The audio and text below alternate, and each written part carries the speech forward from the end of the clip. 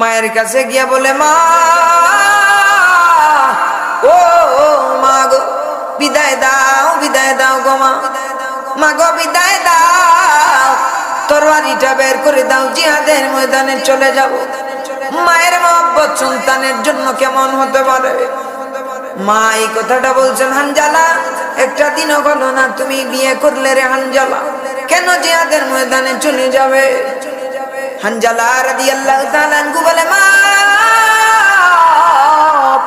যেই নবীর কারণে দুনিয়ার জমিনে আসছি গো মা, সেই নবীজি যদি দুনিয়ার জমিন থেকে বিদায় হইয়া যায়, আমি হানজালাও দুনিয়ার জমিনের মধ্যে থাকতে চাই না। বলি সুবহানাল্লাহ।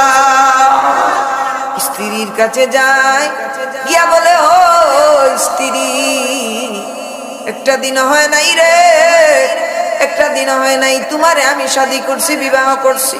আমি যদি বিবাহ করি, আমার স্ত্রীর চাকচিক্য দেখিয়া আমি আর 3 দিনের মধ্যে 1 মাসের মধ্যে ঘর থেকে বাহির হই না, কারোর সঙ্গে ঠিক মতো কথাও বলি না। কিন্তু হানজালা রাদিয়াল্লাহু তাআলা ব্যতিক্রমী জবাব দিলেন। নবীর মহব্বতের কাছে দুনিয়াকে তুচ্ছ করে দিলেন, নবীর মহব্বতের কাছে জীবনকে তুচ্ছ করে দিলেন, নবীর মহব্বতের কাছে মাকে তুচ্ছ করে দিলেন, স্ত্রীকে তুচ্ছ করে দিলেন। দিয়ে বললেন, স্ত্রী, ও স্ত্রী গো, যদি বাঁচি তাইলে দুনিয়া জমিনে দেখা হবে, আর যদি দুনিয়া থেকে বিদায় হইয়া যায়, আল্লাহর জান্নাতে তোমার সঙ্গে আমার দেখা হবে।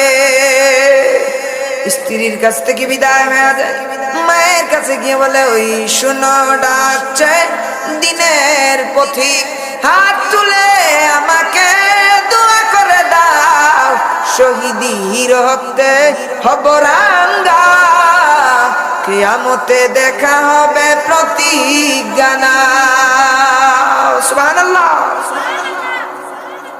তরবারি সাথে নিয়ে জিহাদের ময়দানে চলে গেলেন।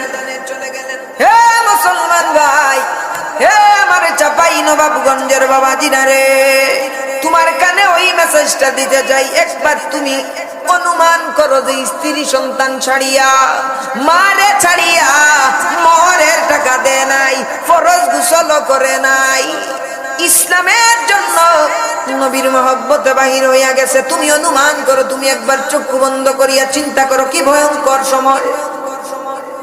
দুনিয়াটারে তুচ্ছ করা এত সহজ নয়, কিন্তু ইসলামের কাছে সমস্ত কিছুকে তুচ্ছ করিয়ে দিয়েছে, নবীর মহব্বতের কাছে সমস্ত কিছুকে তুচ্ছ